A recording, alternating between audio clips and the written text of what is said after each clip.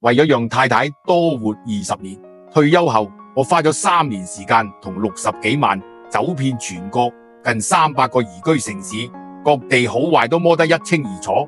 大家先點個讚，養老一定用得上嘅。好多香港朋友以為養老要揀三亞北海，其實根本唔使。三亞物價貴到離譜，夏天熱到喘唔到氣，北海回南天潮到牆壁滴水，老人家關節痛分分鐘發作，版納又太偏，返香港探親好唔方便。不過走咗咁多地方，終於揾到一個冬暖夏涼、配套齊全嘅寶地。呢度仲被國家評為宜居城市，地處粵港澳大灣區核心位置，緯度適中，冬天最低都有15攝氏度，唔使凍到縮埋，有海風同大片綠化調節，比香港涼爽得多。一年超過300個晴天，潮濕天數比香港少一半。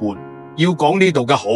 可唔止氣候啊！推開窗就見到河景綠道，處處都係公園，空氣質量常年優良，負氧離子含量高到驚人。我同太太嘅鼻敏感氣管問題搬嚟之後，基本上冇發作過。呢度海拔低，完全唔使擔心高原反應，蚊蟲都比香港少好多，住得舒服又安心，仲有物價真係好貼心。香港一個茶餐廳早餐要40-50，呢度街市新鮮排骨先20蚊一斤，土雞蛋10蚊3斤，連買餸煮飯都平過香港一大截。就算兩公婆每月退休金加埋1萬幾，都可以住得舒舒服服，日日有魚有肉，醫療同交通都好省心。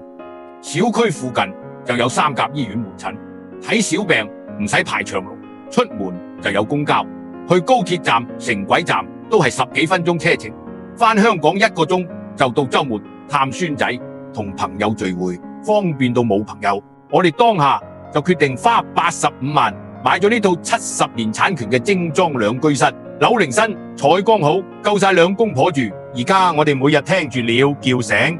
唔想煮飯就去小區業主食堂食自助餐，20-30蚊有交易，餸菜又豐富，飯後沿住河岸公園散步，吹吹微風，日子悠閒又安樂。呢度就係廣東中山，有粵語環境，近香港，物價低，生活慢。如果你都想揾一個離香港近、